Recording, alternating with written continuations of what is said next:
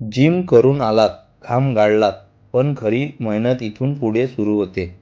वर्कआउटनंतर योग्य आहार नसेल तर सगळी कसरत वाया जाते. वर्कआउटनंतर लगेच काय खायचं?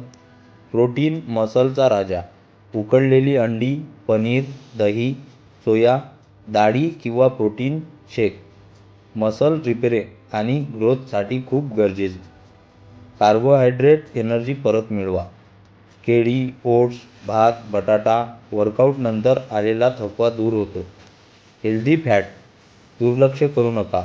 शेंगदाणे, बदाम, अक्रोड बॉडीला ताकद देतात. पाणी भरपूर प्या. वर्कआउटनंतर शरीर डिहायड्रेटेड होतं.